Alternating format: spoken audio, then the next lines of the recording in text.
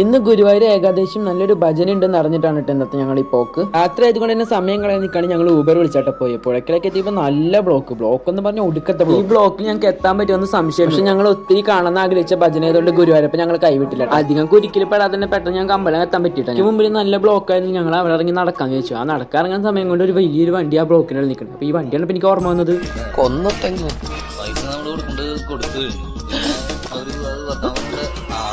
ഹൈറ്റൊക്കെ out of fashion ആയിട്ടോ. സൂക്ഷിച്ചൊക്കെ മോളിൽ കൂടി ഹെലികോപ്റ്റർ ഒക്കെ പോകുന്ന തലയിലൊക്കെ ഒന്നിടിക്കും. നിങ്ങൾ ഇരട്ടകളാ? ഒന്ന്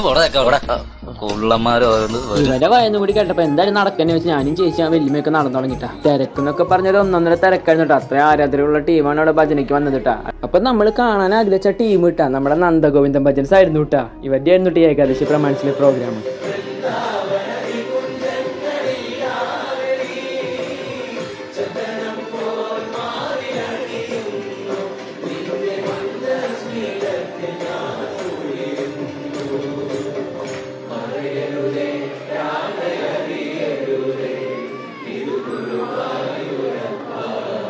ഈ ടീമിനെ കുറിച്ച് അറിയുന്നവർക്ക് അറിയാത്തവർക്ക് വേണ്ടി ഇവരെ ഞാൻ താഴെ മെൻഷൻ ചെയ്യാം. ഈ നവീൻ ചേട്ടനെങ്കിലും അറിയാത്തവരുണ്ടാവില്ലല്ലോ, അറിയുന്നവരുണ്ടെങ്കിൽ കമന്റെങ്കിലും ചെയ്തോളൂട്ടാ. നമ്മളെ മറ്റൊരു ലോകത്തിൽ കൊണ്ടുപോകാൻ പ്രത്യേക തരം ശക്തി ഉണ്ട് ഈ ഭജനയ്ക്ക്. കേൾക്കാൻ കൊതിച്ച ഭജനയും കാണാൻ കൊതിച്ചവരും കാണാൻ പറ്റിയിട്ടാണ്. നമ്മൾ ഇത് കഴിഞ്ഞ് നേരെ പോയത് കണ്ണനെ കാണാനാണ്. ഏകാദശി ഉള്ളത് കൊണ്ട് കണ്ണന് സ്പെഷ്യൽ പൂജകൾ ഉള്ളതുകൊണ്ട് ഭക്തർക്ക് സമയം വൈകേണ്ടി വന്നു. 8 മണിക്കാണ് എല്ലാവരും കയറ്റി വിട്ട് കേട്ടോ. അങ്ങനെ ഏകാദശിയും കൂടി ഭഗവാനും കണ്ട് ഞങ്ങൾ മടക്കാൻ തുടങ്ങിയിട്ടാ. ശനിയാഴ്ച വന്ന് ഞങ്ങൾ ഞായറാഴ്ച തിരിച്ചു പോകണം. അപ്പോൾ മുമ്പ് ഗണപതിക്ക് ഒരു തേങ്ങ ഉടച്ചിട്ടാണ് ഞങ്ങൾ പോയത്. അപ്പോൾ ഓക്കെ ഗൈസ്, ബൈ.